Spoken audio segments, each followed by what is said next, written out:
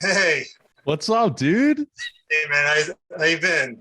I've been good. How about you? Not too bad.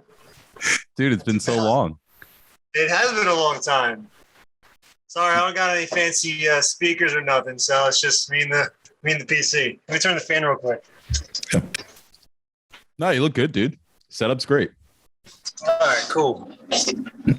So, it's how you been, Brad? Good, man. Good. I feel like I haven't seen you at all since graduation. No, I think the only time I saw you was your Facebook photo. That's Pretty it. much it. What a jump. Yeah, pretty much. That's crazy. Jeez. So have you heard the podcast at all in any way? Have you like heard of it Yeah. or oh that's awesome. Okay. So that's so yeah, Clyburn was my first guest ever. I've been doing it for like 2 years now. Okay. Yeah, and it's funny because everyone when I was starting the podcast I would like think of different names, and the podcast is called We Weren't Friends in High School, right? The idea being that from like the purest definition of a friend, like someone that you actually like, you went to their house, you like hung out with them outside of school, right? You know their parents, things like that. Right. And I felt like for me, I had such a very small group of like friends that fit that category, right? Like 5 people. And then everyone else, I felt like I just didn't really know to the fullest. Some people, like yourself, I knew much better than others, right? But still at the same point, I would start running into people around the city here in Philadelphia and bump into these people from high school that I never have talked to in my life. And it's all the same. What's up, bro? How you been? Oh, it's crazy. We should link up sometime. And it's like I've never ever talked to you, even in high school. I don't know you. Like Yeah, I know exactly what you're saying because I've seen multiple people from school, out and about, and I'm just like, I wasn't friends with you in school. I don't have any compulsion to really talk to you outside of school because it's weird. It's a strange phenomenon. So it was happening so much to me that I just had like a really, really strong desire to try and change that, or at least like change the what the actual meetup was of these people that I was seeing for the first time in 20 years with zero context. I was like, you know what? Instead of just doing this random meetup, let's do a podcast and talk about high school from your perspective. I have visions of myself and memories of myself in high school, and I was always interested in, did that square up with what other people thought? What were other people's own run when they were in high school? Because I feel like people go through things that we never know about. And as I've discovered over the last 2 years, all types of ranges of experiences that people have had, from good to bad to exciting to, painful to whatever. But like everyone's got their own story that really we've never as a whole known to add full context to these memories that we have of each other. It's so true. We saw each other in random classes, but mainly chorus class. Right. But outside of that, you and I never really hung out. I mean, we'd see each other in the hallway and we would be like, yeah, what's up, man? But, like me and Clyburn, we actually hung out. We spent lunch times together. We hung out outside of school, and plus I think I grew up with Michael out of elementary school. I knew him since Bluebell Elementary. So, I hear you, man. And he mentioned, when he was talking about, just his life and post school and his wedding and stuff like you being involved in his life still at that time. And I was like, oh my God, that was one of those flashes, because I think of all the people that I thought about of like, oh, all the people that I've kind of knew, like Mike, like some others, people who I never knew at all. I didn't have any idea who they were. It's like, oh, I'll talk to this person, and I wonder what this person's story. No offense, but you were one of the first one of the people that I kind of like forgot about, even though you were there the entire time. And I think even as I think back senior year, we did start hanging out a little bit. So when he said John Diaz, I went, oh my God, John was awesome. Well, it's funny because I tried to make myself not a gray man in school, but I wanted to fit in just nowhere. I didn't really want to click. So I kind of got along with everybody, and that worked for me and against me in a lot of ways. I didn't make myself so known that I was a household name, so to speak. Right. I just kind of fit in the background, and that's kind of how I liked it. Was there anything specific that you would see about with clicks that you were trying to avoid specifically that made you go, that's not how I want to proceed? Well, yeah, I didn't want people to gossip about me. Like when my name came up, it would have been like, oh yeah, John's cool. That's it. Yeah. Nothing else. I wasn't interested in being in the limelight. Just being at the center of attention. Really, chorus was the only area that I just wanted to be fully myself. Yeah. Just because I love singing so much, and it was me. It was all me. Everywhere else, I just, like I said, I fit in wherever there was a shadow. I just kind of I was there. Mm-hmm. When did you come into Wissahickon? Because I remember you from middle school. Probably 7th grade is when I remember you. The first time. I started off at Bluebell Elementary. So Bluebell Elementary, that was my first one. I think it was 2nd grade. 2nd grade at Bluebell Elementary. Okay. So yeah. Where did you come from? For kindergarten and 1st grade, where were you coming from? I went to a school called PCA, Penn Christian Academy in Norristown. Oh, okay. And I went there for 2 years. I went there for, I think it was kindergarten and 1st grade, but then I ended up taking 1st grade twice because I was homeschooled as well, and I was behind and whatever. So I entered Bluebell at 2nd grade. Okay. That's when I got into the mainstream public school. Who were there anyone from Wissahickon? One of the things about Wissahickon that I always found, I don't know if this is unique to other places, but being that we're such a small school, but we have so many elementary schools, there's people that you can grow up with, that you've known since 2nd grade, for instance. For you, were there people from 2nd grade that you were hanging out with? The two people that the 3 main people that I remember from elementary school were Pat Emery, Michael Clyburn, and the name escapes me. I'm about to hit 40 next year, so my brain's already starting to shut down. So give me a second; it'll pop up as soon as I stop thinking about it.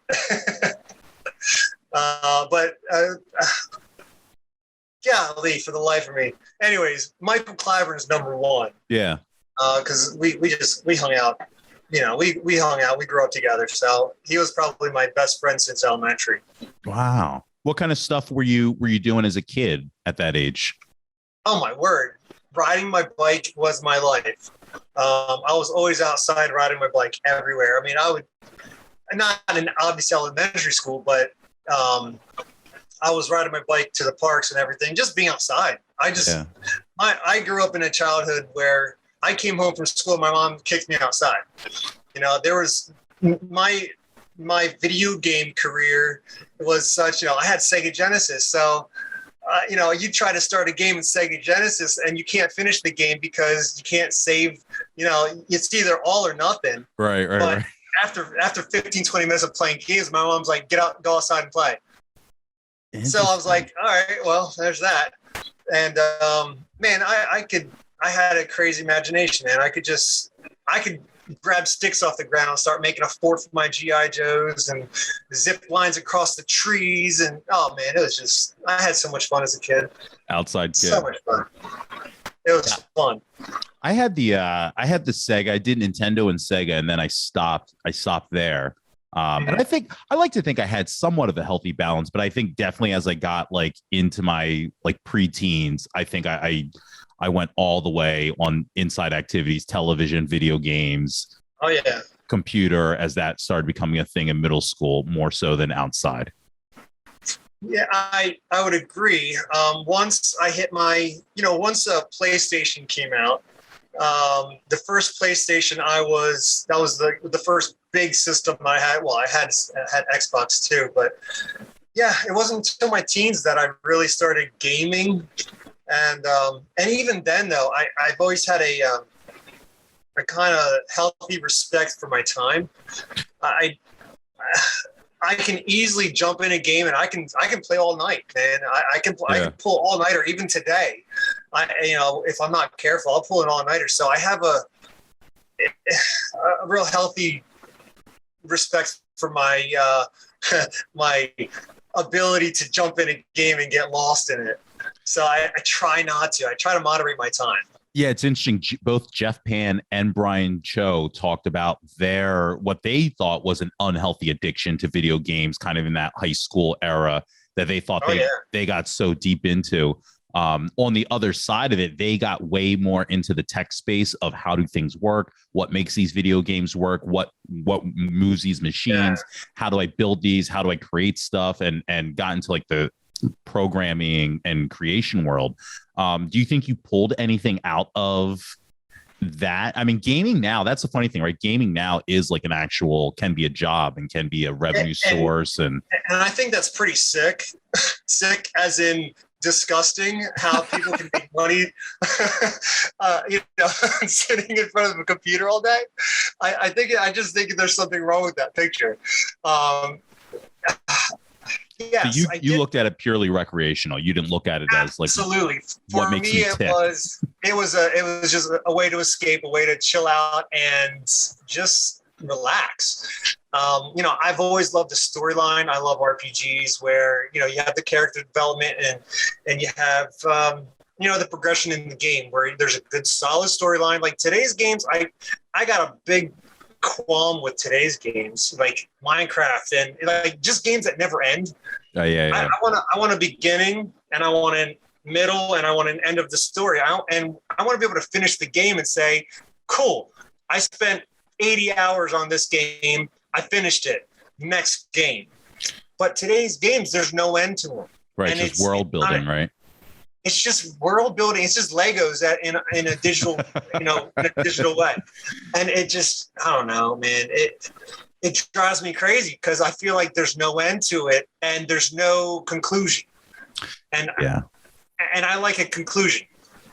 I think that's where I fell way out of like the fantastical video games. And the only time after I was done with Sega, the only time I played a lot of video games was more like sports, basketball and wrestling video games. And it was because I wasn't good enough to get to the end of like those games. Like after Mario Brothers, that was it. I couldn't get, you know what I mean? I hear you.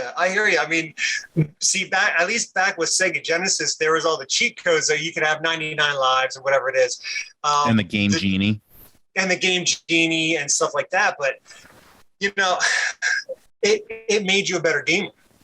Yeah. That's one of the challenges with today's games is there's so many save points in them that you can stop the game and then you can pick up. You can stop. But back then, with Nintendo and Sega Genesis, you had to be a good gamer. Yeah, and it's one sitting. It's like if you don't have 12 hours, 14 hours, you're not getting through Mario or Sonic or Double Dragon. Unless you leave the console on and then somebody knocks it and hits the power cord on the back and it shuts off on you. And that's why kids we need our own television so we could just like leave the game on and just turn off the TV and then we just come back and like, all right, pick up. And my parents weren't having that. The electricity bill's really high right now. Man, I'll tell you this. In my bedroom growing up, I was right next to the attic stairs. And in my closet, there was a cubby hole that went underneath of the closet steps. And I made a secret gaming room with a crazy small little stupid TV, black and white television, and my Sega Genesis. And I used to play game in there at nighttime trying to beat my games. Until one day my parents opened the closet door or the attic door to go upstairs, and they see in the cracks of the steps, they see a light on. And then I got discovered and they made me take it all out. Yeah, what are you doing in here, man? That was my man cave. That's great. The layer. My first man cave. It was awesome. when we went to middle school, one of the things I always kind of think of with middle school, with at least with like my issues with middle school and getting along with people, was the pod system. The fact that you have to kind of be in a pod with friends, or else you're starting over with making friends because you never see those anyone else from any other pod the whole day. Yeah. I liked it because at least you made your friends and you stuck with them. But I agree that you didn't get to make new friends. For the size of our school, we should have known everybody better. We weren't a big school. We weren't a crazy big school. What was it? 100 kids, 90 something. I forget how many kids were in our class. In our graduating class, like 300. Yeah, a little over 300. But compared to North Penn, which is 1,000. Yeah, exactly. We were still considered small. I think the concept worked for building strong to medium friendships over the few years that we were in school, but it did limit making more friends. Yeah. And when you switch and when you go to the next year, you have to start over again with a brand new pod and possibly all new friends. That was the hardest part for me. Believe it or not, that wasn't a factor for me. Really? I think because I had my core of friends already, and we were already kind of strong. Like, my core of friends was Ellen Oplinger, Jenny McLaughlin, Michael Clyburn, Charles Bell Sterling, pretty much people that were in band or chorus. Yeah. You always had that group of students. So you kind of transcended the pod system because you could always find them in the chorus room or the band room. Yeah. So and being that I also didn't really fit into a clique, it didn't really faze me that much. Yeah, I think for chorus, that was where, none of my like outside of school friends did chorus or any type of musical or arts and things. And I was, especially middle school and high school, chorus, musicals, drama club. And there were always people that I would look for in the music program. You would be one of them.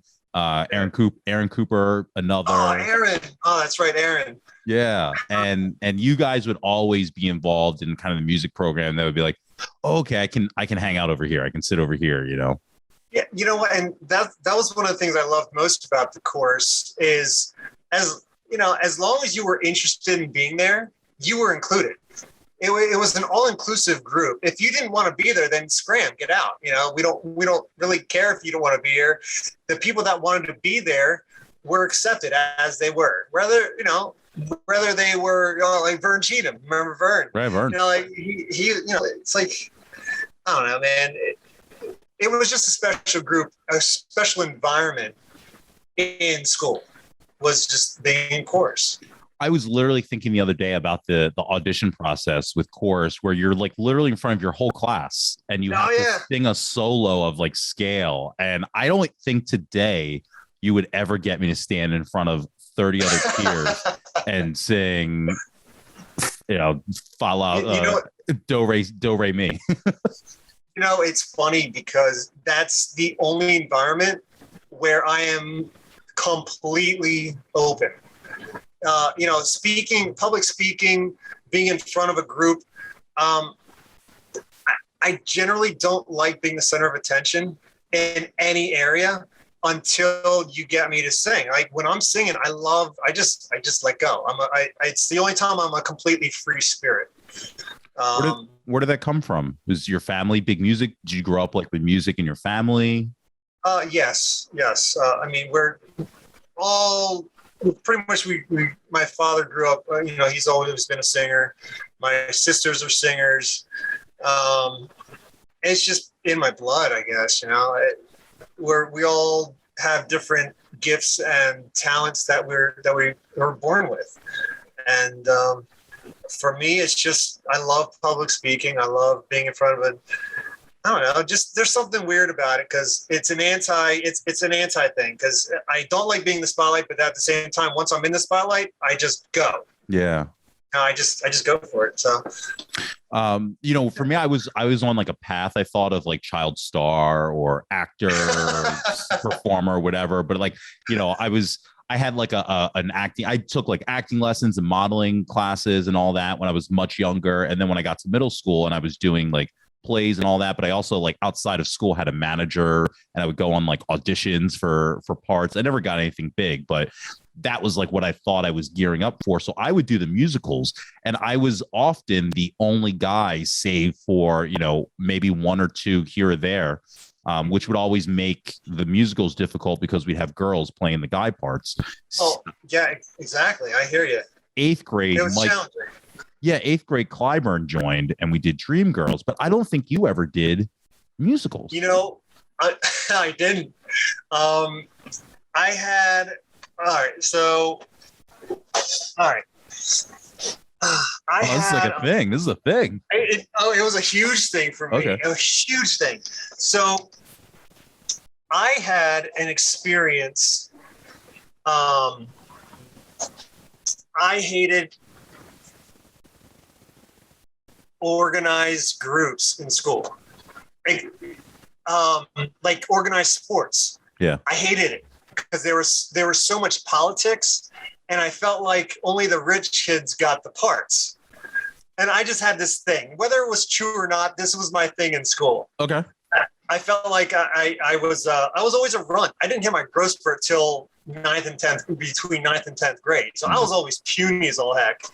But I had this thing about me where I hated organized sports. I hated anything that was where you knew the teacher or leader had their favorites. And I hated competing for a part. The whole process seemed just unfair to me. Mm-hmm. And I didn't want anything to do with it. So when it came to trying out for sports, I tried out for a couple sports, and for whatever reason, it just didn't work out for me. So I was like, all right, whatever. And then when it came to the music program, remember Miss Reckner? Yeah. We talked about her a few times here on this podcast. She always had her favorites. Yeah. She always had her favorites. And those people were the only people that got the parts, the good parts. Yeah. Anybody could be in the background, but,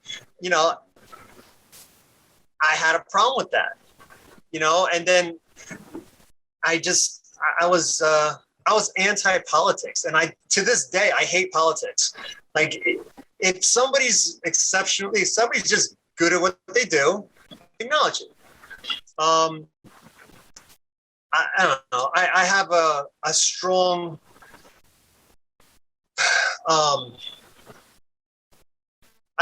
tendency to push for what's ethically, morally right. It's just something that's built into me. Sure. I don't like to see injustice. So, when I saw my friends trying out for these parts that were like awesome, they just fit the parts awesome. And then Miss Reckner or whoever gave the part to their favorite, well, it turned me off. Yeah. So I decided I didn't want to be part of that. The politics involved with it. It's funny because you saying that I was definitely the favorite in middle school. I was like for Mrs. Watsonbay, who would do the musicals in middle school. I was the favorite there. So I was always like a shoe-in for the lead, but I don't think I even knew about that philosophy. Nope. Except, in chorus, when we would do like solos, I would always be way too afraid to try out for the solos. Right.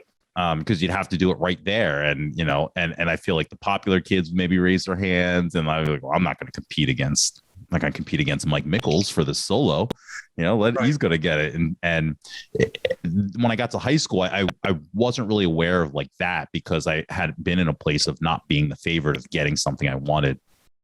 And that didn't happen to me until senior year where I really wanted a part, didn't get it. And that caused me to actually drop out. Gotcha. So you did feel it. but it took until senior year. I always thought I was one of the favorites until I lost out to probably her real favorite. Right. I was good for the background. At that point I was like, oh, I'm good for the background to sing loud. Like that's what they're going to use me for. And at that point I didn't want to use my senior year to do that. So I quit right before rehearsal started. So at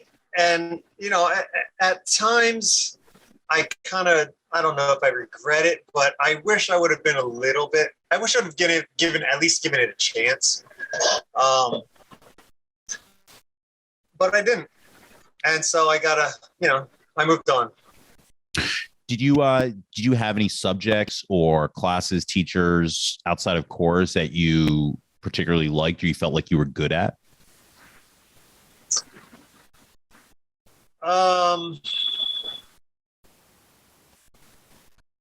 Chorus was definitely my favorite. Honestly, a lot of it's a blur. A lot of the other classes were a blur because I focused so much on the chorus. That was the highlight of my school year. Wow. Every year, it was lunchtime playing hacky sack and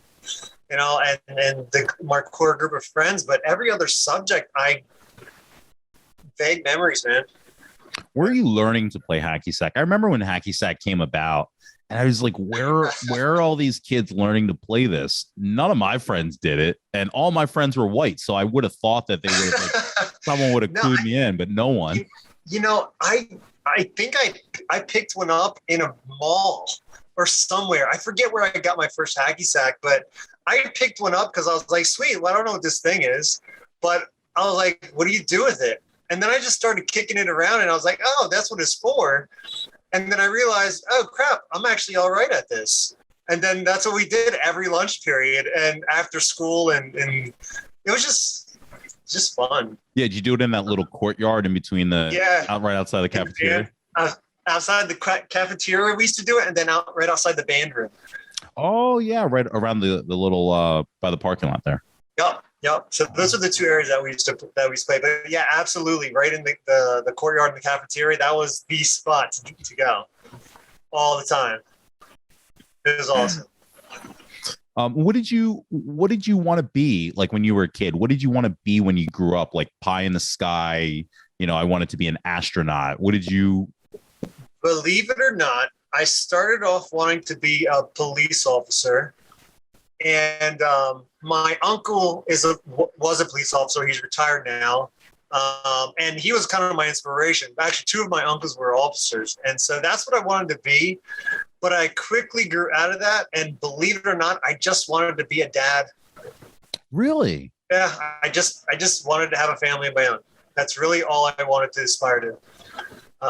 My ambitions were sober. I've never really wanted to be anything great. Again, kind of that stay out of the limelight type of deal. I never wanted to be famous. I never wanted to be an astronaut or anything. I just wanted to have a family, be a dad.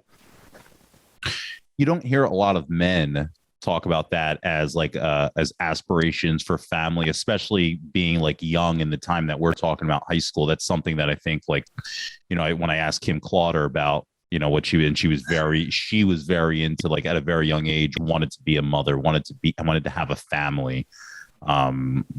Where does that come for you? That inspiration at such a young age? Well,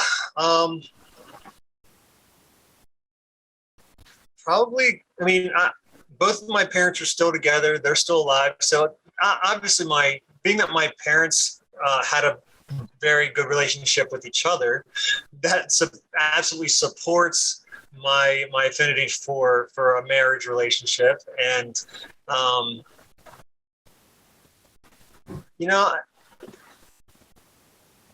don't know.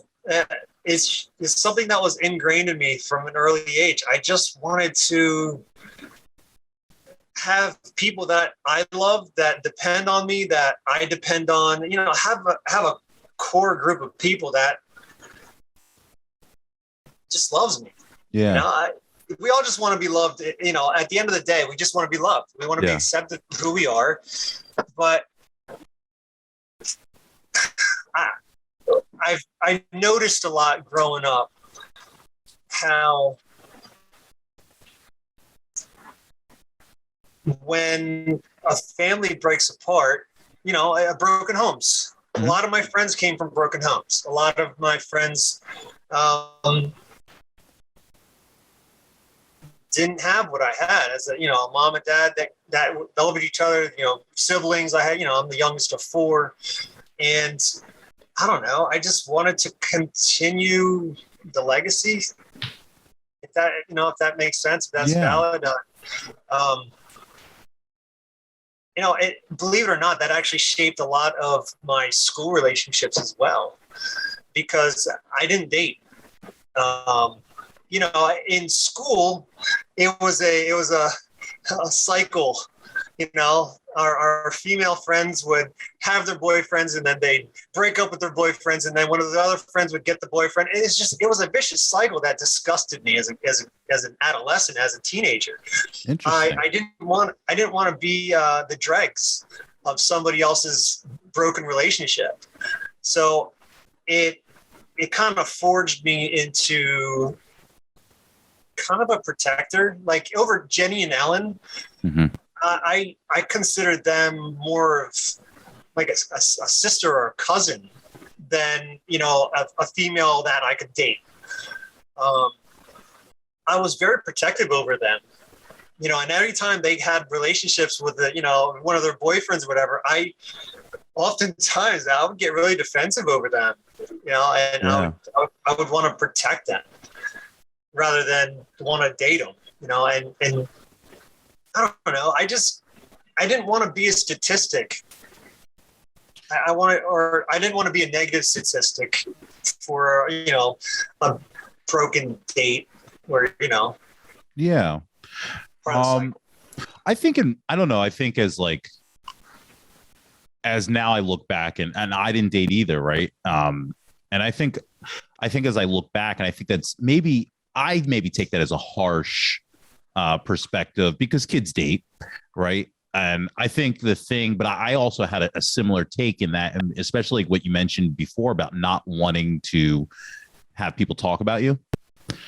I always had this, and it for like years and years. I can remember being at the shore and like being afraid that like different shore, like when I would work at the beach at Wawa at the shore, like different stores would know about if I was talking to this girl or that girl, like, because all the stores were very connected and a lot of people knew each other, and like, oh, I don't want them all knowing that I was talking to this girl at this Wawa, or, you know, and that stemmed from Wissahickon, in that it was so called incestuous, in that friends dated friends in the same group, and it would happen all year long for, you know, the 7 years that we're in from, say, middle school. And I don't know that that's irregular, you know, looking back.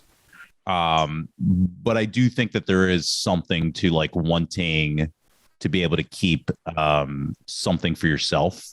Leslie Weber talked about that, kind of like, you know, hearing other people that would have whispers about them, and not wanting that out there about her. And so who she dated and where they were from, whether like the school that they were from, was very specific, because she didn't want people necessarily to know everything that she was doing.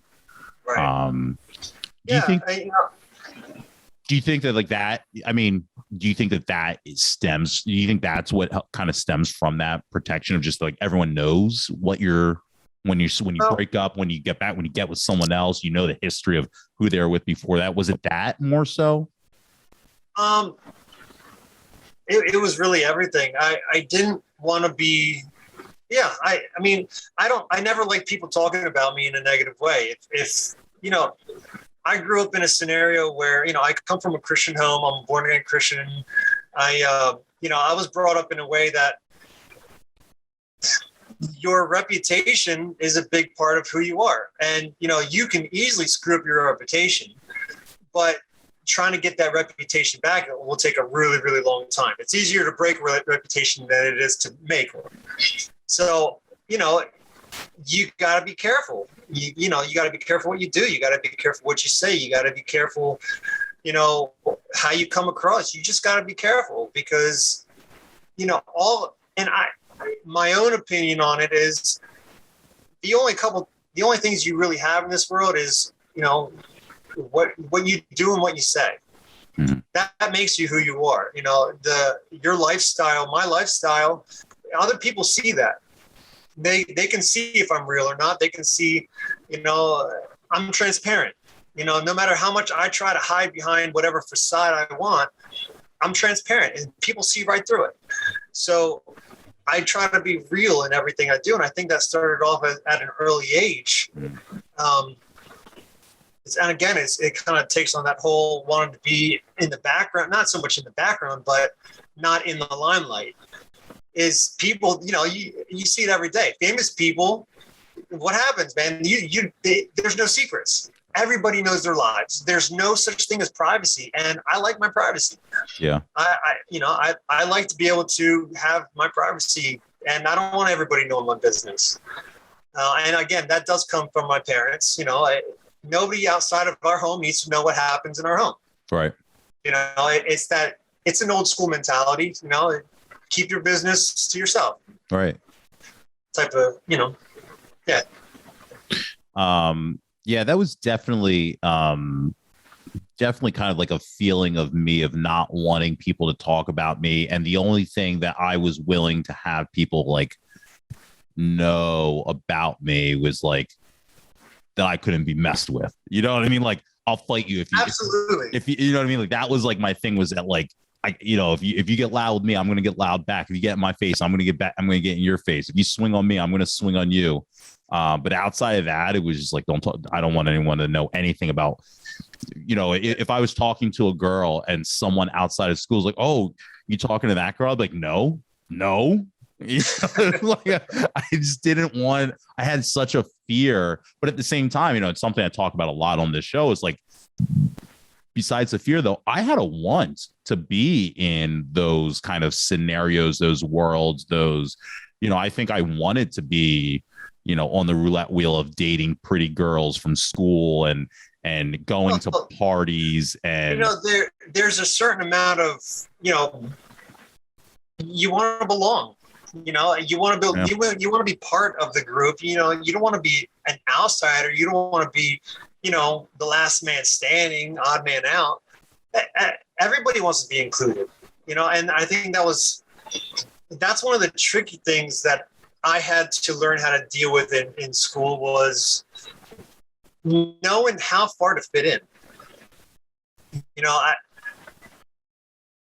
how much do I change who I am to fit in with said group? You know, how much of myself do I allow people to change? Because that came up a few times. You know, again, coming from a Christian home, and my parents were conservative, very, very conservative. So, you know, something as simple as what kind of songs we sang in chorus class. You know, we had to sing songs from Rent. You know, right. So, you know, at what point do I, you know, how do I take that? You know, we didn't really have to deal with the whole LGBT, you know, discussion back then. You know, there's a couple people back then, but it wasn't mainstream like today. Right. You know, so when we came up with scenarios with, you know, like that, I had to kind of figure out where did I stand with it and how, you know, how conservative do I want to be and how much do I don't know. I had to make decisions because my faith in Christ is a large part of who I am. So the people that I dealt with, the people that I hung out with, my friends, how far did I let them change me? You know, or how far did I let myself become adaptable to different scenarios? It was tricky because you want to fit in. You know, you want to belong. You want to have your friends accept you. So it was tricky, real tricky. That's a really tough limbo act to have to pull off as a teenager, you know, to kind of have these, to have, your beliefs that you've grown up with, that you were raised with, and to be 16 and have to, I don't know that anyone's truly, 100% convicted in their beliefs at 16. Not to say that you weren't passionate about what you felt, but, I think with everything in life, we look at something and then maybe we take the foot off the pedal a little bit here or there. And we go, oh boy, 7 years ago, what was I didn't have it all figured out yet. Absolutely, Brad.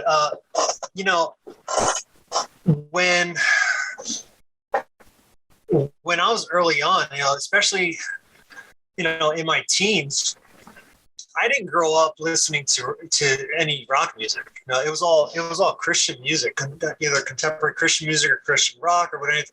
So I never heard Nirvana. When everybody is talking about Smashing Pumpkins and Nirvana and Green Day, I didn't know who they were. I had no idea who these bands were in school. So it created a little bit of a gap, trying to join conversations. Mm-hmm. And then at some point, I'd say probably in my later teens, probably, 17, 18, I started experimenting. I wanted to know some of these groups. So absolutely. I went through quite a few years where that's all I listened to was, 3 Days Grace, Linkin Park, Nirvana, Incubus, like that. I dove full in because I didn't know what they were. And I wanted to find out and make my own decisions. What did you find when you dove in? I found that, well, again, it's a growth experience. You can, as a believer, my faith says, or in the Bible, it says that we live in this world, but we are not of it. So we're in the world, so I have to live here. I'm part of this world, but at the same time, in the Christian faith, we also are looking forward to eternity in heaven. We're looking for, someday when the Lord comes back, we're going to heaven. But in interim, we have to figure out how to navigate in a world that largely doesn't believe what I believe. Christianity it's tolerated at best in most scenarios. And as a teenager, being surrounded by a secular public school, it does one of two things. It's either going to strengthen my faith in Christ, or it's going to push me further away. And I'm either gonna cling on tighter to my faith, or I'm gonna let it push me away. And there was a few years where I was on rocky ground. I was trying to find my place. And, overall, I think it made me a stronger Christian. It made me stronger in my faith because the hardest things in life, I should say, the best things in life are the hardest to achieve. The greatest rewards come through the hardest sacrifices and the darkest times. We can't grow unless we are refined in some sort of fire of life. We grow as individuals. Our characters grow when we go through hard times. Mm-hmm. Most people, I think, would agree with that. It's an elemental truth that you grow more when you are challenged. And my high school years were a huge challenge, both to try to fit in and develop relationships and still maintain my faith. You said that that was your family. So at an early age, Christianity was a huge part of your upbringing. Yeah, absolutely. I accepted Jesus when I was 6 years old. So I've been a Christian since I was 6. And for your, like, I guess, like, activities, does that give you like a world outside of school that encompasses, you know, your free time? Certainly. Being that, you know, in school, we outside of school for church, we had our youth groups that I was always involved with. And our youth group did a lot of activities. We used to go to, you know, camps, summer camps. We're all Christian camps. We had youth retreats that we used to go to all the time, Christian concerts. So, yeah, absolutely. I was very involved with the church groups, the church outings. That was a huge part of my life outside of school. Were there, I'm assuming, like, there's kids in these groups there. Like, so anyone, and no one from Wissahickon though, right? Like, all completely, like, actually, yeah. I don't know. Do you remember David Cooney or Joanna Cooney? Yeah, Joe and Dave Cooney. Yes. Yeah. So I grew up with Dave and Joanna. We went to the same church for many years. But believe it or not, yeah, there was a handful of fellow Christians that you kind of make a core group. Once you find people of similar faith, you can't really help but develop a kind of a core group with them. You know, Joanna was in choir with us for a while. Yeah. So, you know, we became friends growing up. And there was a few others, but mainly Joanna and David were my two main believers at school. Was Dave Cooney the nicest guy in the world? Absolutely. Right? David should have gotten an award for how cool he was. He was always awesome. Really nice. Like, hey, Dave, what's up? And he'd be like, hi. Hey, man, how you doing? Are you okay? I tell you what, David's still one of my best friends today. Oh, that's awesome. He and I keep in contact, and we have a very, very long-standing relationship together. He's a brother. He's absolutely one of my brothers. I asked that because, you know, I just, when you're talking about, like, the difficulty of you know, trying to not justify, but, you know, adjust and go along with this world that you're in. Do you have these discussions with other kids who are going through similar things, or does it seem, you know, for me, I felt like one of the difficulties of my childhood, and I think a lot of kids in general, no matter what your difficulties are, is that you think you're the only one going through whatever it is. Were you able to have these, like, similar conversations, or did people who are in your youth groups or anything talking about, like, oh, at my school, I'm dealing with this? Were you able to, like, bounce these challenges off of other people in, like, situations? I tend, when I was younger, not so much today. I've kind of reverted. I've gone the opposite direction now. But when I was a kid and teenager, I internalized a lot. I didn't necessarily communicate well. I did at times feel like I was alone, you know, in certain circumstances. Generally, I didn't have those discussions. Generally, when I was hanging out with my Christian friends from church, we were talking about other things. It was, you know, having fun and just kind of escaping the humdrum everyday routine. You know, yeah. We just want to have fun. So no, I don't think I really had a lot of those discussions myself. Yeah, I was distracted easy. Where did you go ahead.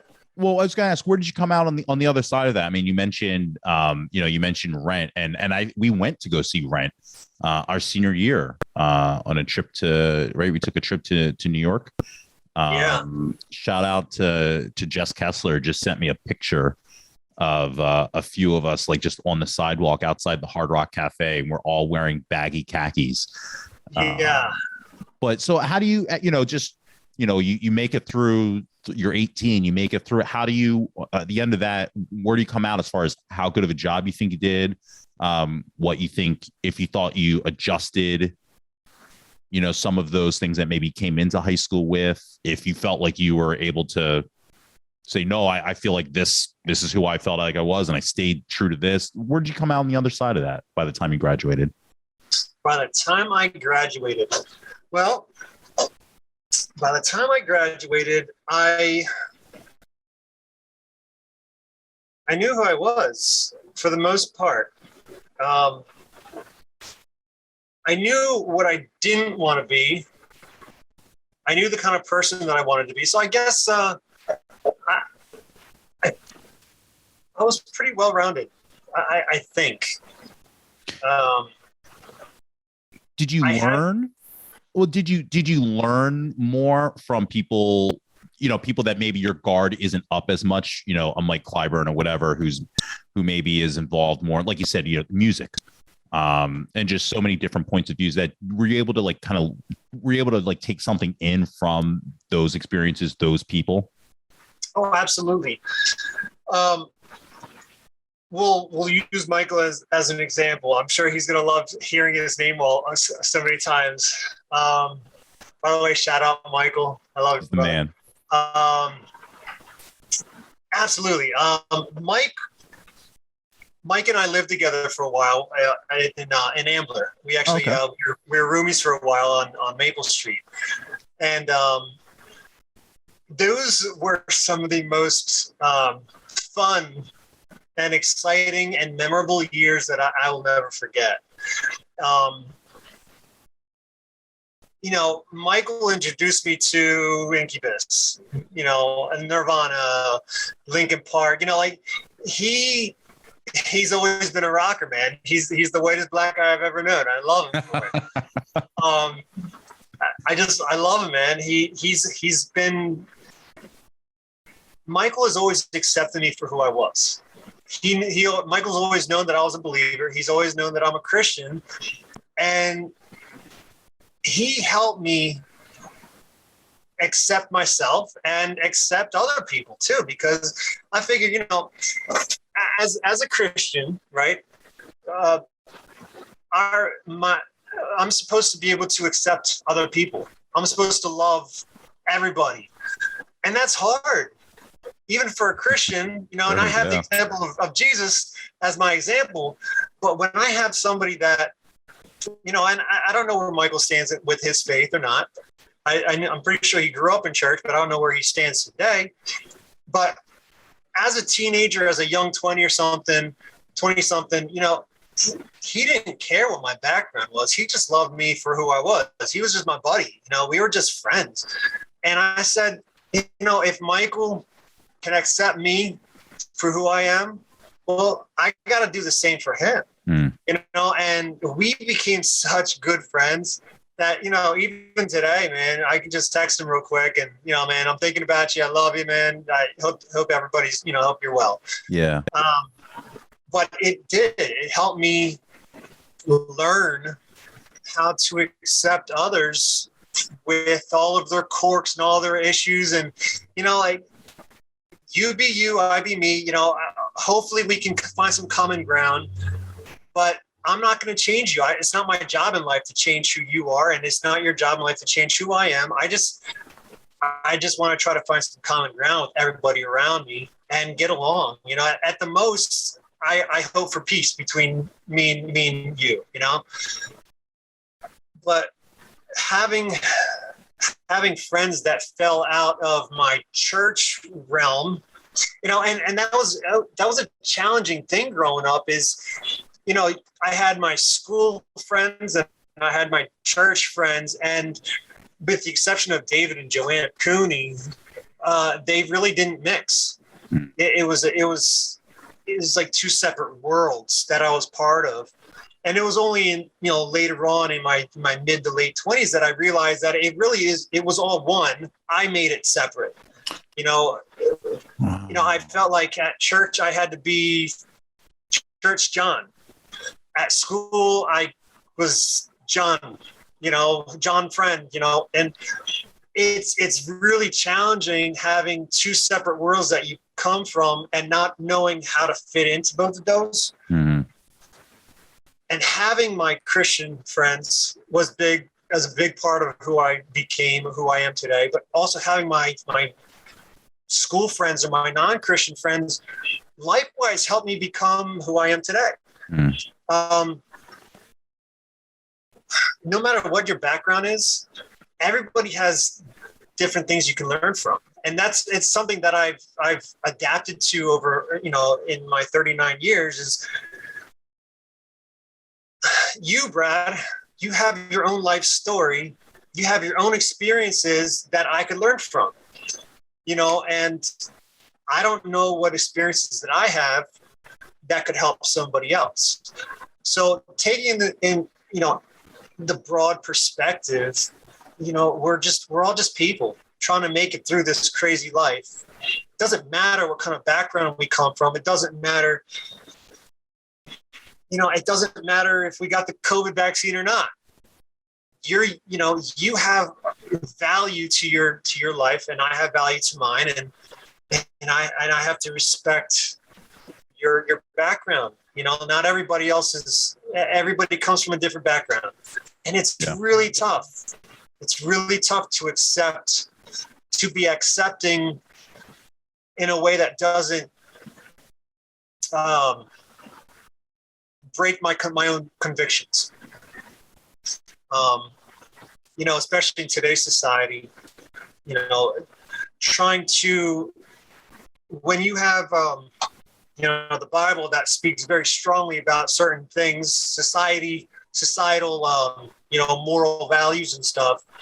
Well, when you have that faith that's built into you, and then you're surrounded by things that are anti that, it's difficult as a Christian to know how to react to those scenarios. But I believe that having people like Michael as my friends growing up, it helped me to understand where they're coming from a lot easier.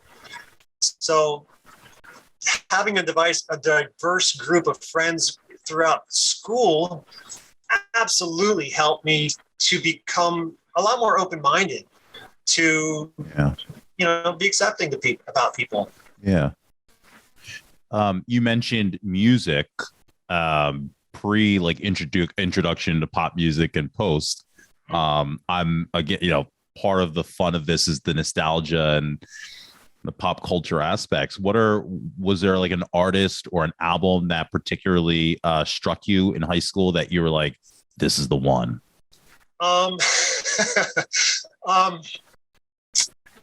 Well, obviously there's my whole Christian genre. Give me both. Give me one of each or a couple of each, if anything that strikes you. There are so many that it's really, really, really tough. There's a group called Disciple, Christian hard rock group that their album's called This Might Sting a Little.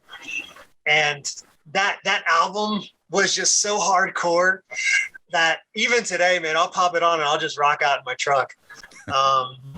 Stuff like that. Linkin Park, Hybrid Theory, obviously, that is an iconic album that everybody across, ages knows that album. And in fact, I even told my son, I said, listen, we listen to mostly Christian music in our home, but if there's one album that I will tell you that you absolutely have to listen to, it's Hybrid Theory. Nice. It is. I said that you have to. That it's System of a Down. Believe it or not, I had quite a few years where I was hardcore System of a Down. Wow. Yeah, crazy. Coming from a Christian home and listening to System, but I'm sure my mom never heard me listen to it, but I didn't really care at that point in my life. Incubus. Once I was introduced to them, they were a large part of, like, when I'm after school moving in with Michael, it was Linkin Park, Incubus, Nirvana. It was like, the classic groups. Yeah. But to this day, man, Petra is another Christian group that I grew up with. There's just too many to really count. But I was always, I like rock.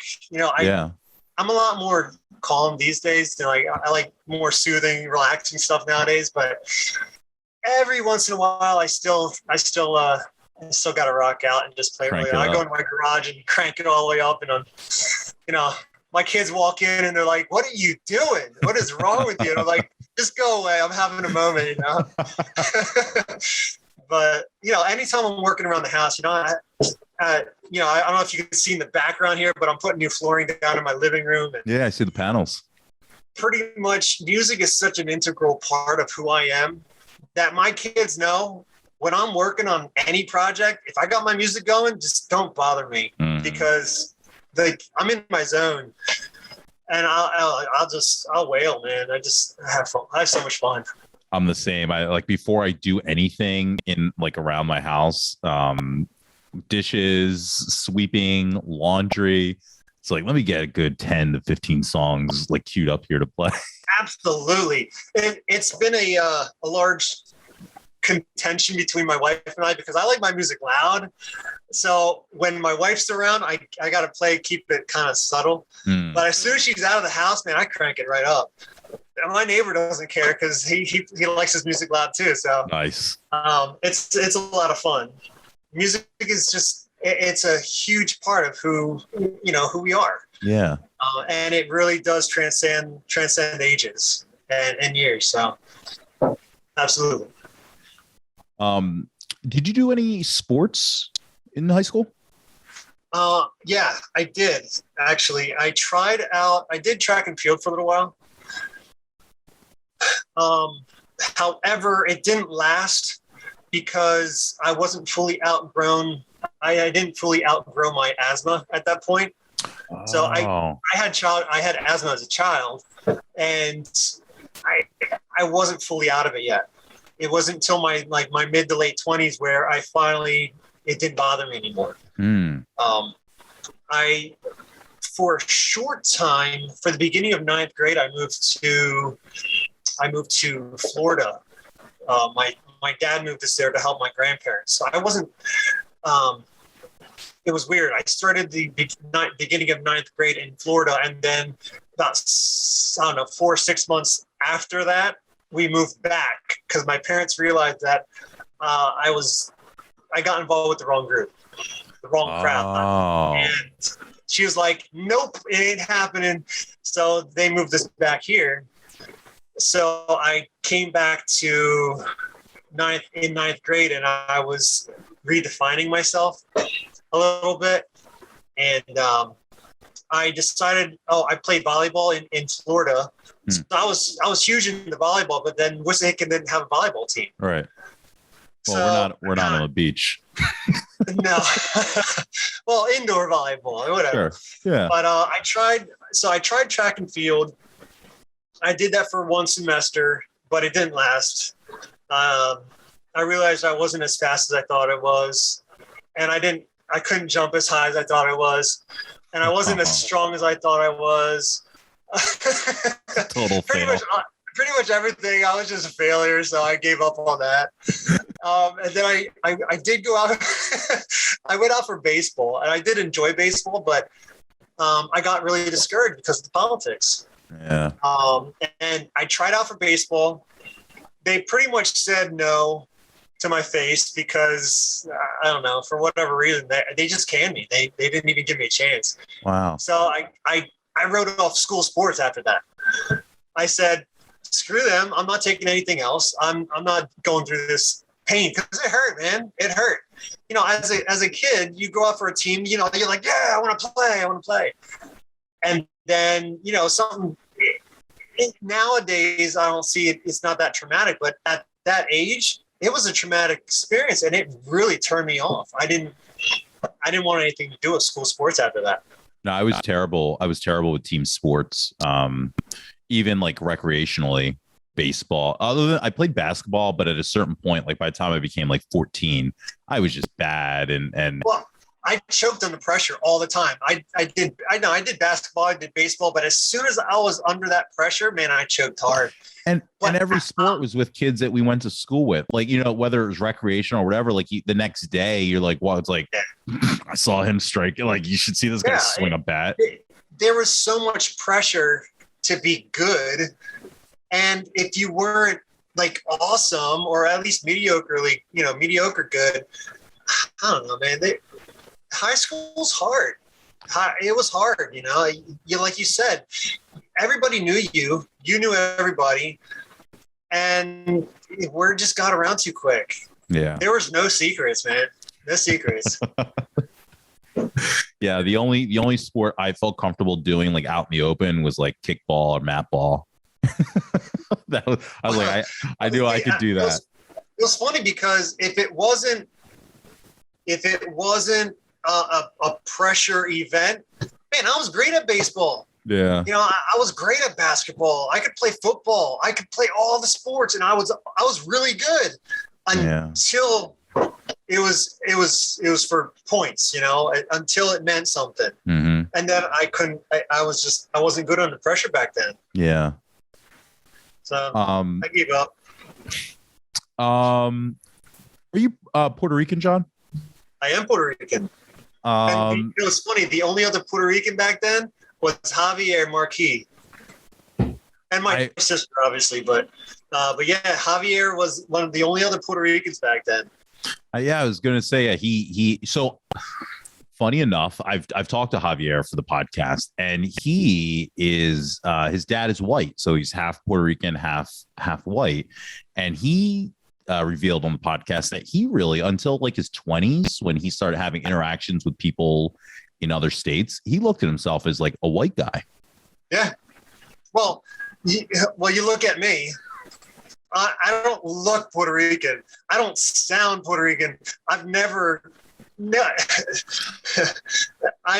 come across as a standard Puerto Rican dude. Yeah. What is the standard Puerto Rican? I mean, you know, when we were coming up in high school, we were literally right in the middle of like, hey, Puerto Ricans are everyday white people, right? Christina Aguilera was Puerto Rican. Yeah. Ricky Martin was Puerto Rican. And all of a sudden was like, no, just like these white blondes are Puerto Ricans. And me not being very diverse outside of like just black and white people, like experiencing this thing for the first time on television, I'm just learning. I'm like, oh, okay, not all Latinos are brown. Right, and not all Latinos speak Spanish either, because I'm not fluent. Yeah. You know, I can speak broken Spanglish, you know, and that's at best. And that comes from my parents, because my parents both speak fluently, but they decided they wanted me to learn English as my first language primarily. Yeah. So the little bit of Spanish I know, I just kind of picked up through the years, but you know, even today, I'm not fluent. But when you're in school and then you come across another Puerto Rican dude, it's like, hey man, we got something in common. So we got along marginally just because of our ethnicity. Yeah. And it was kind of, back then we were actually the minority. Right. Now today's Spanish people aren't the minority anymore. Right. You know, and it was kind of a novelty thing back then.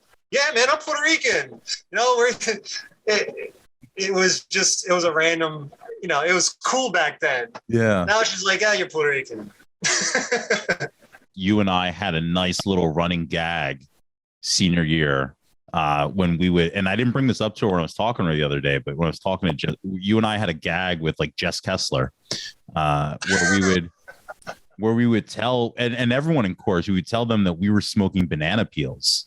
Oh my goodness, I remember that. And not just banana peels, but like just the little stringy part that would be on the banana that you could also peel, like just a little stringy part. Like, yeah, you dry those out. We're drying those out. We're smoking them. Oh my goodness. You know what's funny? I actually did try it. Yeah. But you know what's hilarious? I tried it with paper. Yeah. With regular note paper. It was hilarious, man. So I collected all the banana peels from my house, right? Dude, I'm not kidding. So every time I would eat a banana, I would put a little string off and I'd put it aside. I put them all on wax paper. Yeah. I don't know how many of these things I collected, right? So I collect all these things. I dried them all out. I crushed them and I wrote them in no paper, man. And then I rolled it up like a blunt, like I was trying to try it out. And I tried smoking it. Dude, it was horrible. Yeah. It was just horrible. Couldn't but breathe I for tried days, it. probably. It's so funny, man. Did the paper at least get you lightheaded? No, the paper made me cough more. Dude, it was so funny. Oh, God. I thought to myself, what am I doing, man? This is ridiculous. At least try. Oh man, that's fun. That's a funny one. So I was so inexperienced, right? I didn't drink, I didn't smoke. Which is why I think like in senior year, I think we got along so well because our vibe was just on just being kids. And we could make jokes. Just wanted to have fun. Yeah, there was no like we're making jokes about drugs and you're not looking at me going, you're lying, you don't even do drugs, you're lame. And that was always my fear. I couldn't be myself and make jokes about doing drugs. Absolutely. And I think I probably believe, because I was just gullible, I probably believe that you were like down. You were like, you knew what was up. I'm like, yeah, this is a joke, but he might actually maybe he'll invite me out one time and come smoke some banana peel or. No way, man. I would have never tried that in school. I had no desire to do drugs. I had no desire to smoke. I had no desire to drink. Like I didn't want to be that guy. It was so funny. And when I do remember, man, when we started making those jokes, there was a little part of me that's like, man, I probably shouldn't be joking like this, but it's so much fun. And it's innocent. And I knew it was innocent because whatever. But, I just thought of something. Yeah. The very, very first secular CD that I ever got, the very first secular band, non-Christian band that I ever listened to was from Jenny McLaughlin. Oh. She came in, she gave me a burnt CD, and it was Three Doors Down. They were so huge. Very first non-Christian group I ever listened to. It was Three Doors Down. Sorry, it just popped in my head because I remember she used to sit a few rows down, or a few seats down from me in choir. Yeah. And we were just always good friends. And I remember she brought me in the CD one day, and that was the very first non-Christian CD I ever listened to. Yeah, they were. I like to say that that myself and Scott Ritter, really Scott, but we discovered them way before they were popular. And then I remember they made it to the radio. We had already listened to the album over and over. We knew like the deep cuts, and then like Superman, Kryptonite made it big on the radio.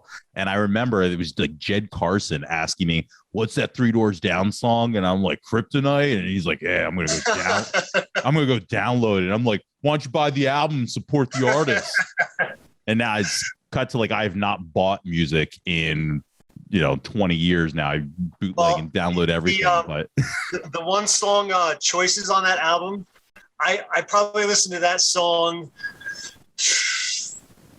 I don't know, 10, 12 dozen times, man. Yeah. One right after another. I just love that song. That song used to, is it Choices? Is it Choices? Changes. That's what it's called. Okay. Changes. I've been going through Changes. Oh my goodness. That song, I listened to that song so many times. Is that an Ozzy Osbourne song? No, it's from Three Doors Down. Okay, they're not covering it, right? Isn't there an Ozzy song? I've been going through Changes. I don't know. We'll see. I don't know Ozzy. Yeah, right. I was just thinking, like, I don't know Ozzy, so it's John, possible. you got to start a YouTube page where you're reacting to like all these things that you still have that still haven't entered your world. No, I won't do it. It's a nice idea, but it's just gonna go right out the window. Believe it or not, this is the first podcast / video chat I've ever done. Really? On the computer, yeah. I mean, aside from like what's it called, FaceTime.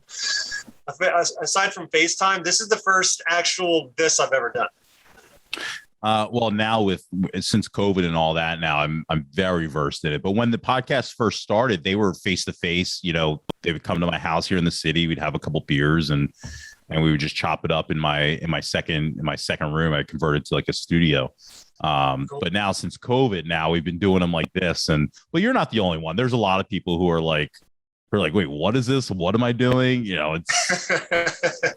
Well, I don't even know how to zoom the stupid thing in, so I get a bit closer picture. But no, you got it, and I can do all that in post production, right?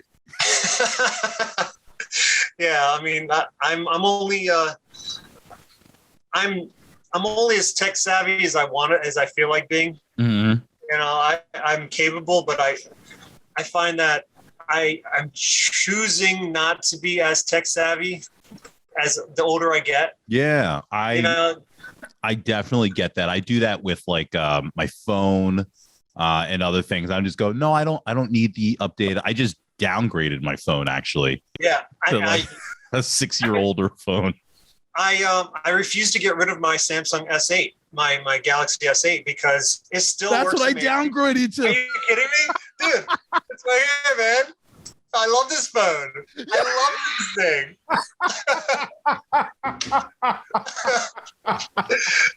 It's awesome. That is awesome. I just downgraded from a Pixel 4 to the S8. Dude, I love this phone. I can't kill it. I've dropped this thing so many times. What did you work at all in high school? I did. Where'd First job was McDonald's in Ambler. My first job was McDonald's, the one in Drescher. Yeah. Terrible, right? You know what? Back then, my boss was Bill Kerr. He was his dad was the owner of the McDonald's, and his son Bill was my manager. And I tell you what, man, it was awesome work with him because he was such a hothead.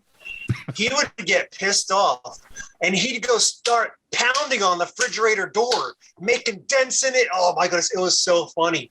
He would flip out, but then he'd be totally cool. Like he would just flip out, and then he'd be like, "Okay, how you doing?" Yeah. It was so much funny. It was so funny, man. He was such a hothead, wow. And I would just laugh at him quietly because I'm like, dude, what is your deal? But I was an awesome drive-through guy. The drive-through. I was so friendly and courteous, and that my thing was I would always work in the morning on the weekends, and I would take a sausage and one of the sausage patties with a pancake, and I make a pig in a blanket, and I used to eat them every morning. Oh yeah. Oh, before the McGriddle. Yeah, before the McGriddle, I used to make what is that? Oh, yeah, I used to make that's my ferret. Seen him going around a bit. Yeah, but yeah, I used to make pigs in a blanket over there. It was so much fun. I had a blast. Where'd you go after that, or was that the longest job? After that, I think that was like 14 or 15 or something like that. Whenever like the earliest age that they hired back then. After that, I went to a deli. Believe it or not, I think it was, right in Penland, that little, the Penn Phillies, the little deli right there in Penland. Yeah, on Penland Pike there, a little on the right side. Right after the tracks. Yep. Right next to the dry cleaners. I worked there, but it was called something else back then. Okay. And I worked there for a while, a bunch of little diners and delis, and I've pretty much had a job ever since, just working random places. So as high school is like kind of going through and you're becoming like 16, 17, and everyone's like, oh, college, and here's what I want to do, here's what I want to be. I know you said you wanted to be a dad, but you've got to start, I don't know, we're expected to make some sort of plan of when you graduate, then you're going to do blank. What did you think right. I didn't. I was going to procrastinate my way into Monco. That was my plan. That was my non-planned plan. I at graduation, or slightly before graduation, I talked to my parents and I said, Mom and Dad, I'll try it. I'll try going. And I got I got some grants for Valley Forge Christian College out in Phoenixville area, out that way. So I went there. I made it through freshman week and the first month of school, and then 9/11 happened. Right. And I was, I guess, a little caveat for 9/11. I was in my dorm room playing Nintendo 64 StarCraft or Star Fox, and it was my normal routine in the morning. I would get up, play N64 for a little while, and then I turn on the TV and watch the news for a little while, and then I kind of get ready and go to my classes. Well, I turned the TV on, and the first plane had just hit, and then and then I'm sitting on my bed watching this all happen, and then I watched everything happen, and then after the main stuff, with 9/11 and the buildings fell and everything. The school had an assembly, and we went to the assembly. And at that point, I called my mom and dad, and I said, "Mom and Dad, I'm going to go into the military." I said, "I want to join. I want to fight for my country." So I said, "I'm quitting. Plus, I really have no interest in doing the school." So my parents, believe it or not, were able to get all of their money back. Wow. But I tried every branch of the service, and every single one of them turned me down. This is right after 9/11. Yes, because in my health records as a child, I had asthma. Asthma, right. And I refused to lie. The recruiters were all like, "Oh, just say there's nothing wrong with you and just whatever." And I was like, "No, I'm going to tell the truth. If it's meant to be, then it's meant to be. I'm not going to lie just to get into the service. I'm not doing that." So, I gave them my record, and, I went through literally every branch of the service. I tried, and every single one of them turned me down and said no. So I was like, all right, well, I guess it's not meant to be. And I was like, all right, well, I'm just going to go to work. And so that's what I did. I ended up getting a job at a granite company, a marble and granite company in Warminster. And from that point on to 16 years later, I worked with natural stone for 16 years. I did that for 16 years. That took me all over the place, and that's a history in itself. What do you mean? I learned everything there was about. Literally everything about the natural stone world. I started off with a company. The company split. I went off with the other. There were two owners that worked together. They split. I went with the one owner. They started their own business. Did everything. And then later on, I got another job with another company that ended up moving me to New York for 4 years or whatever it was. Wow. When I was in New York, I actually started my own business, and I had my own business for 3 years.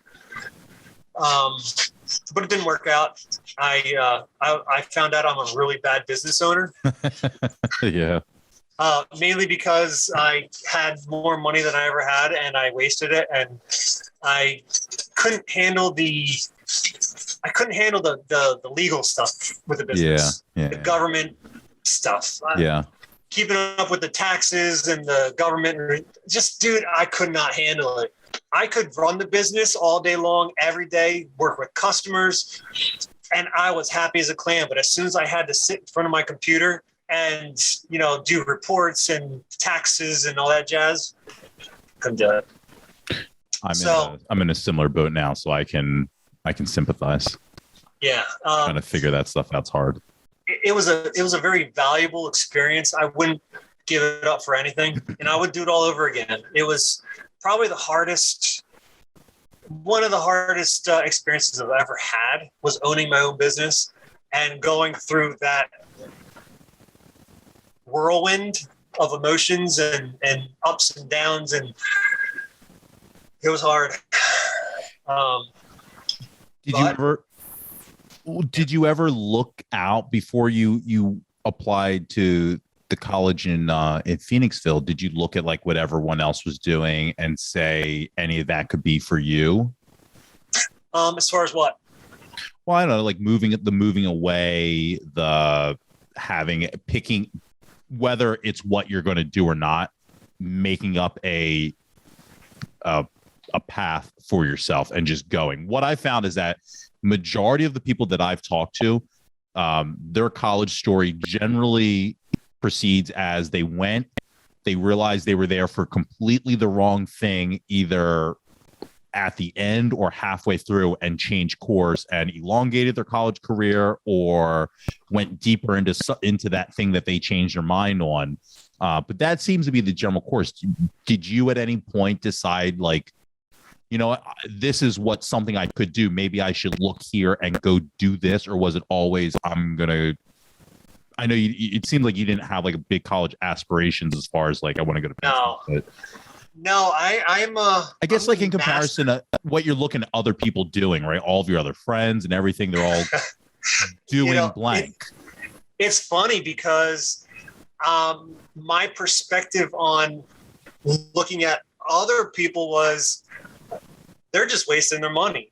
Yeah. You know, I would see, you know, one of my friends would change. I don't know how many times Ellen changed her major. You know, like, I don't know how many times some of my other friends changed their majors. And I'm like, dude, what are you doing? How many? Like, I guess I looked at them as, you're wasting your time. And I figured, I'm just going to wing it. I'm just going to work and see where life takes me. I don't know. I kind of look at myself as the master of winging it. I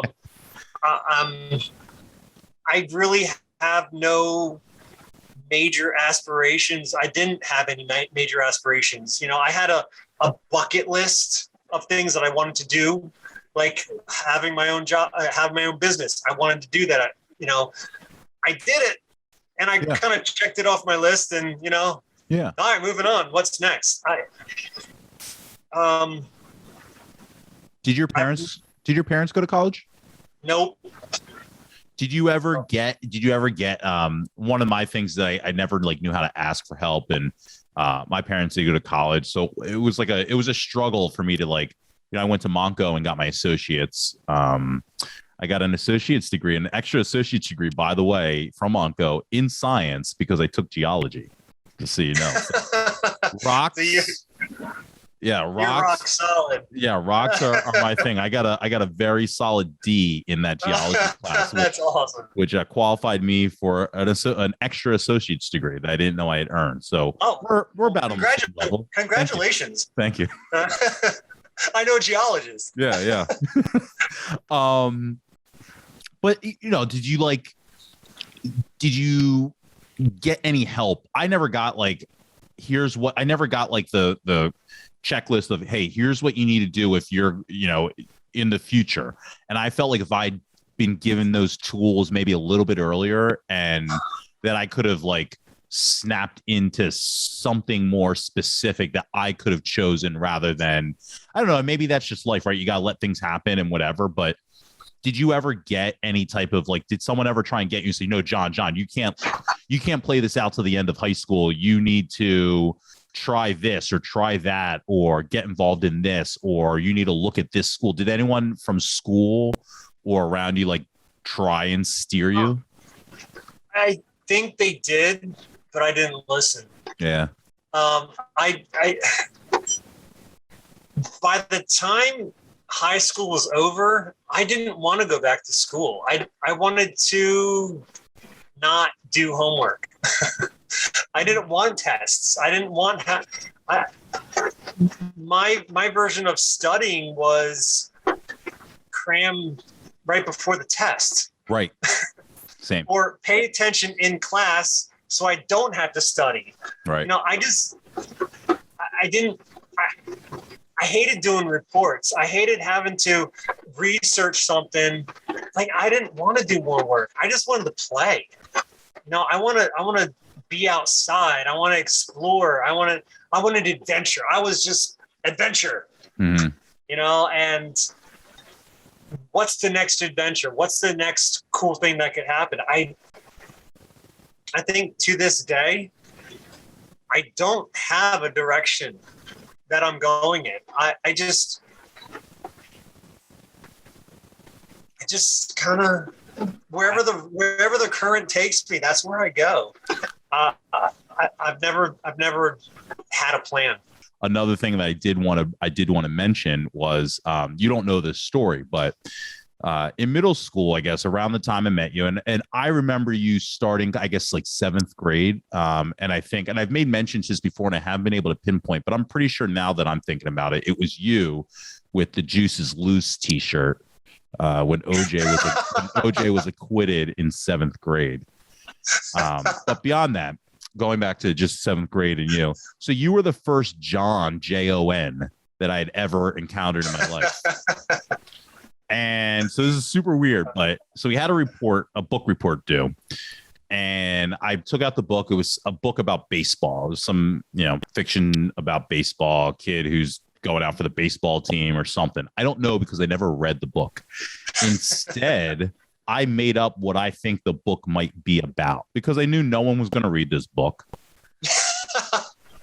That's awesome. And because I am a creative type and I just create stories, I created this story about this kid who tried to join the baseball team, and the kid's name was Jon. I made the kid's name Jon, Jon. I think in the book it was like Matt or something like that. And my dad reads the book report and he's like, "This is trash. Like, it doesn't even seem like you read the book." And I'm like, "Yeah, it's about this kid Jon." He's like, "You spelled John wrong." And I'm like, "No, it's Jon. That's what it is in the book." He's like, "Go get the book." I'm like, "I didn't bring it. I don't have it." And he's like, "You spelled it wrong. It's not how you spell it." I go, "It is how you spell John. I know a John in school. It's Jon. You can spell it both ways." Oh, man.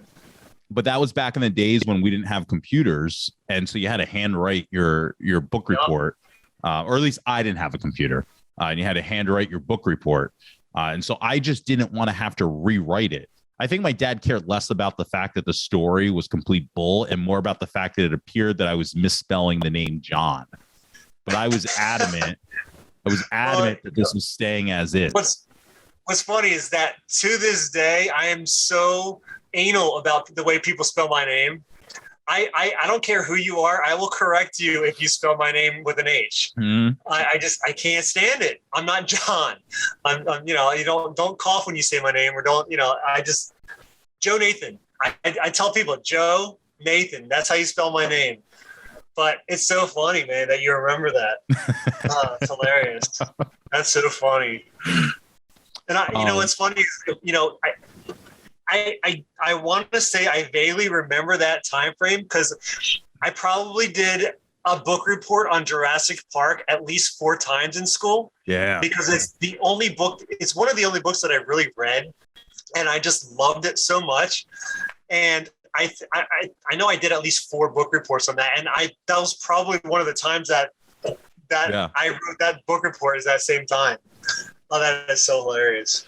Did you have a movie from from high school-ish times that you were super into? Oh my goodness, movies and music, man. Oh man, too many again. You give me hard questions. The ones you have to actually think back and list. Yeah, because I'm not ready for that.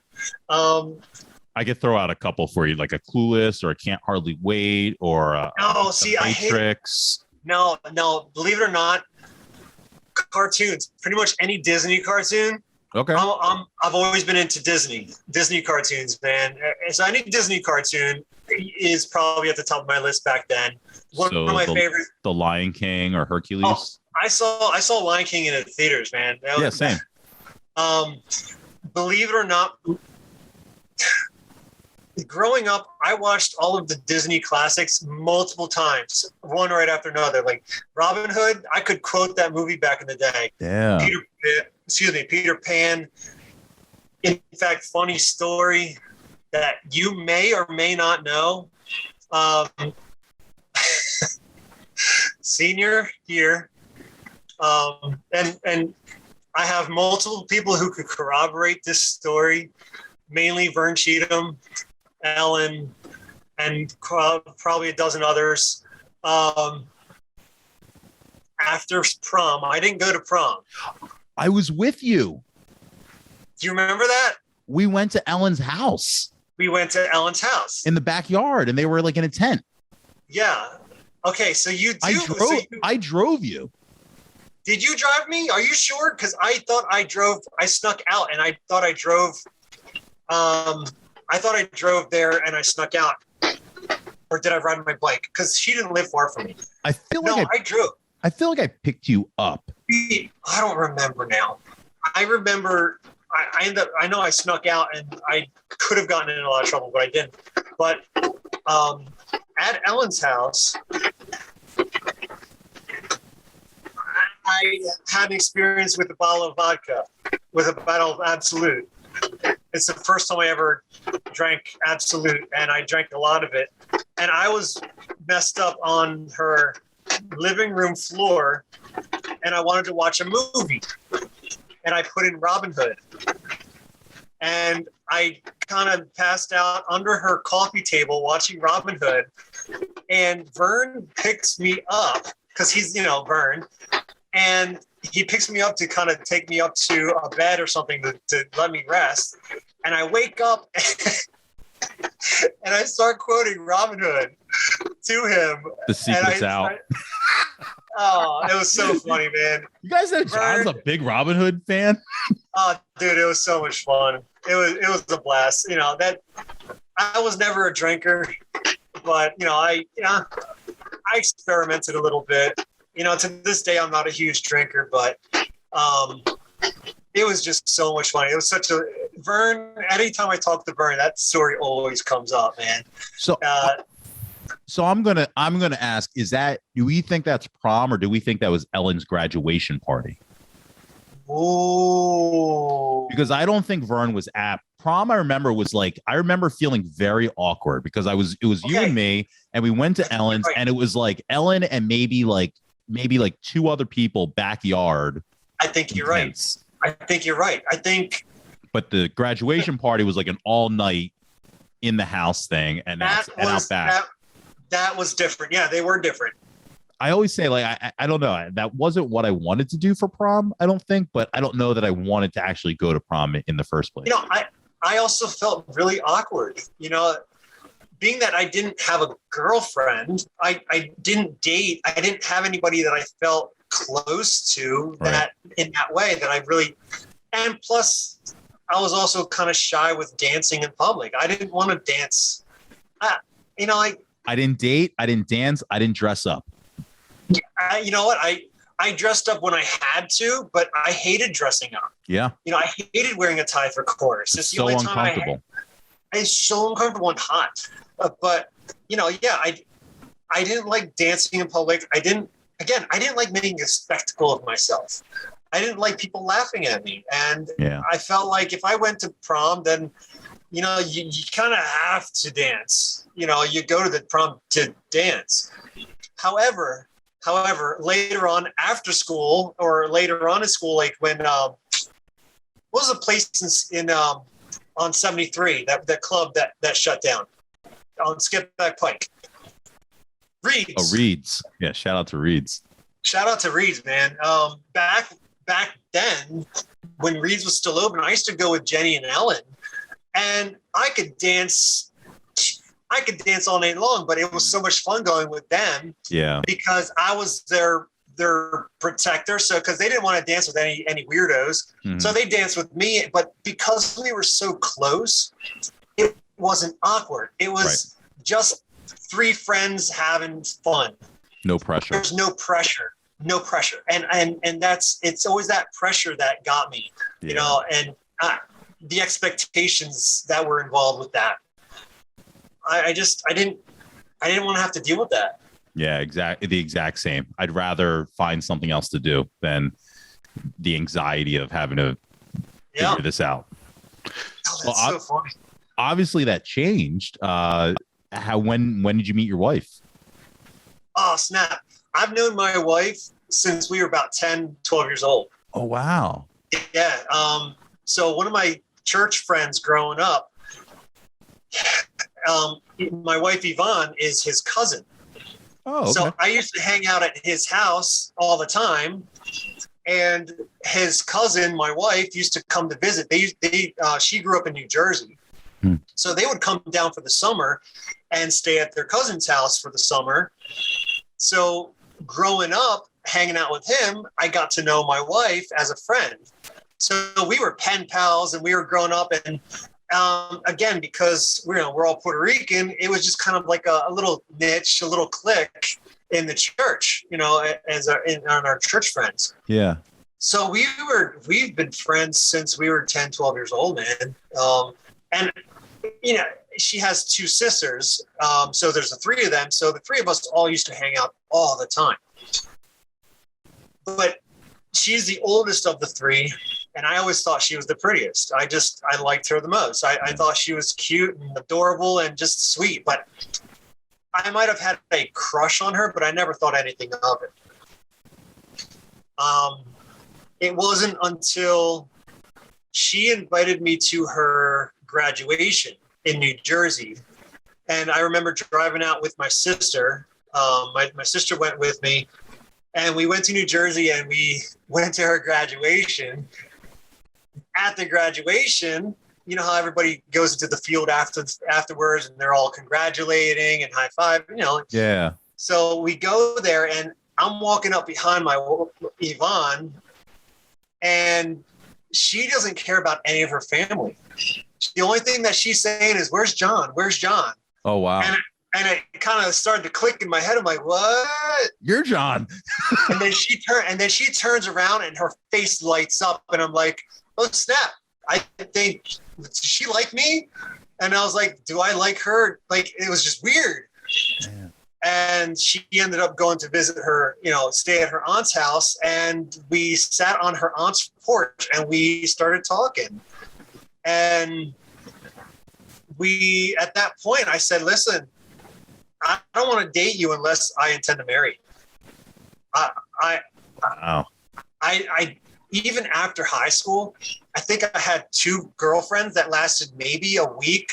One that lasted about a week because she wanted to move way too fast. I've never been interested in messing around. Yeah. I wanted to save myself for marriage. Being I didn't want to be involved sexually with any girl until I got married. Yeah. That's always been something very, very strong inside of me. And it's one of the reasons, again, that I didn't want to date in school and have that pressure. So, the one girlfriend that I had, she wanted way too fast. She just wanted everything physical. I was like, nah, man, you're out. And then another girl, it's funny. I was at a summer camp, a Christian summer camp. And one of my female friends, I'm in the park, and she stole a kiss from me. Dude, I've never been that angry in my entire life at that point. Dude, she straight up, she leaned in and she kissed me on the lips. I was so mad that she kissed me. Yeah. I went home after that camp, and I'm like ranting and raving to my mom and dad. I'm like, I can't believe she did that to me. She stole a kiss from me. That was not her, dude. I was so mad. But it's funny as a, I don't know, 15-year-old kid feeling violated. I felt violated that she took something from me that wasn't hers to take. Yeah. It was weird. Like now I look back and I'm like, man, I was a weird kid. I was a weird kid. Glad you said it. No, I was, man. I can't deny it. I knew what I wanted. Yeah. I wanted an exclusive relationship that I didn't want the dregs. I didn't want the leftovers. I wanted a girl who was pure, a girl who was not tainted, not used. And I wanted to be the same thing for her. So, eventually, we're sitting on that front porch and we're talking. I said, listen, if we're going to do this, I want to date you with the intent of getting married. I want to take this serious. And so we decided right then and there, all right, well, let's start dating, and it was hard. It was tough because she lived in New Jersey. So pretty much every other day I would hightail it to New Jersey, an hour and a half, 2 hours away, whatever it was. Wow. And I would make that trip every few days. Wow. It was fun. And then when did you actually get married? I better remember this. 2006, July 28, 2006, we got married. So we dated. Oh man, I can't tell you when we started dating. Well, was she same age? Would she have graduated in 01 like us? She's a year younger. Okay, so 02 is when you guys have the graduation moment, and then 4 years later you're getting married. Something like that, yeah. We dated for we were engaged for like 2-3 years, whatever. So we dated, and then we got engaged. So. And how many kids? I have 3. 3. Yeah, I have 3. 7, 10, and 13-year-old. So all of your aspirations really did come true.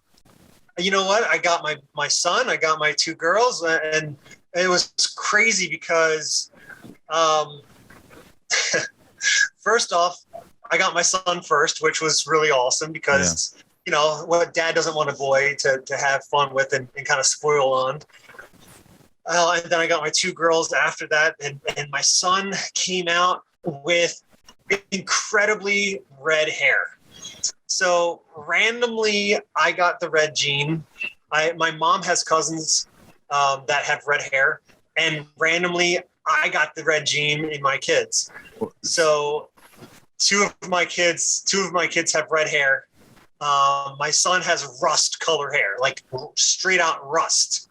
And then my daughter has more auburn hair, and then my youngest has black hair. Boy.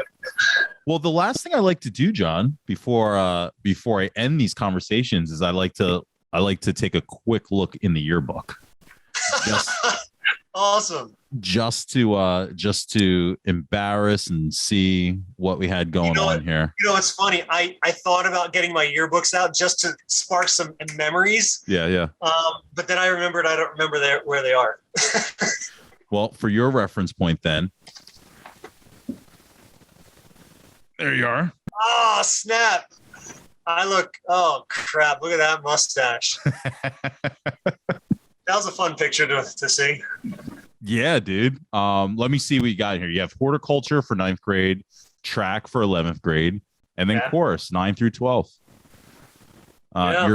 Your quote, your entry here is everything's well. Winky see horrible things and can't believe his eyes. What does that mean? I remember that quote. Oh my goodness. Winky see horrible things and can't believe his eyes. Winky sees. It's supposed to say Winky sees. They forgot the S. They forgot the S, so they screwed it up. But it's supposed to say Winky sees horrible things and can't believe his eyes. Who was Winky? It's dude, this is my brain. It's just a random thing that I thought of. I don't even know where I came up with that, but when they were trying to come up with the, give a quote for the yearbook, I just random thought that up, man. It was so random. It was just completely off the wall. I have no idea where it came from. Well, I hated my entry. I was talking with Bianca Mercer in the last episode just about like the pressure to like put something in here because it's going to be looked at forever. And some guy's going to do a podcast where he's going to pull it out 20 years later. And in my head in 2001, I'm thinking I have nothing profound. What did you say? Mine was, I finally made it and it couldn't feel better. I want to thank everyone that helped me along the way. Special thanks to Mom. I guess that's all there is to say. Oh, well, at least it's, it's classic. Yeah. Well, yours, I felt like you kind of had a similar, after you talk about Winky, you say Boricua forever. Praise God, I've made it through. Thanks to everyone. Dare I mention any names? It's kind of like that. It's kind of that similar ...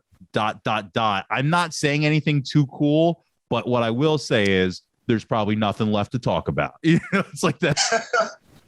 Oh, cool. Man. I gotta see now. Crap! Now I'm gonna have to go find my yearbooks and look through them. You gotta pull it out. Yeah, I'm gonna have to. Oh man. You're here in Quakertown now, right? Yeah, I live in Quakertown now. Yeah. I love Quakertown. Yeah. It's awesome. You got some of the weirdest people living around here, but at the same time, it feels so much slower pace. The closer you get to Philly, it's just more city. Mm-hmm. I grew up in Ambler, Montgomeryville, but I wanted to get away from, kind of move north of Lansdale, and I love Quakertown. Like I sport a cowboy hat every day. Like that's my hat. That's my hat. I thought you meant like, how about them Cowboys cowboy hat? I was gonna No. I was gonna say disconnect. No. Yeah, this was fun, John, but I'm gonna delete this one. No, I don't really follow. No. Yeehaw cowboy. No, like I wear a physical cowboy hat. Like it's a leather. It's more like an Aussie hat, like Australian style hat, but that has been my signature for the last 5 years, is wearing that hat. Okay. And I don't know. This feels like country over here. Yeah. We still got farms, and everywhere you look, everybody has a truck. And that's what we always used to say about that area, was like, especially as we got older and people were looking for places where they could buy houses and have land, because Montgomery County was so filled up. You got to go a little bit north on 309, Quakertown, Percy, all up that area to start finding, space. Yep. How far are you from the 2-story Dairy Queen? Down and up 309. It's a bike ride away. Every time I go to Quakertown, I'll be like, man, it's popping off when the 2-story Dairy Queen is packed out. No, I just can't wait till there's a couple little stores that have been closed down for a year, and I can't wait till they get back up and running. It's like, I love the area. This area, anything I need it's close by. I got all my stores around, and I'm still 45 minutes away from my parents. And well, thanks, dude. This is so much fun, and one of those nice surprises where, like, oh man, things click just like they used to be. You know what, man? When you have a kindred spirit with somebody, and personalities just blend, you can just pick up where you left off. Yeah, and I really enjoyed this time. Me too. Cool, man. Well, thanks, dude. Well, thank you very much. And again, I was really surprised that you thought of me, and it was a real treat that you called me and invited me to do this. And oh man, absolutely. Anytime I'll get right back on again, especially now that I know how to use the Zoom. now you're a pro. Yeah, man. Like I said, like everyone's got a perspective, and I think everyone's point of view is worth hearing. And I think everyone's part of memories, right?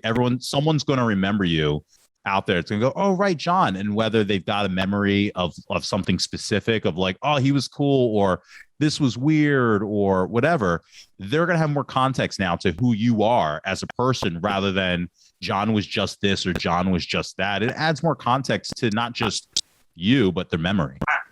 Yeah.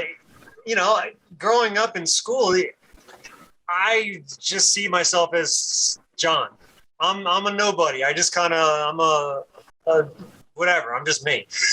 It's interesting to see that people actually remembered me, that I actually got it into somebody's memories, and I made a difference in some way.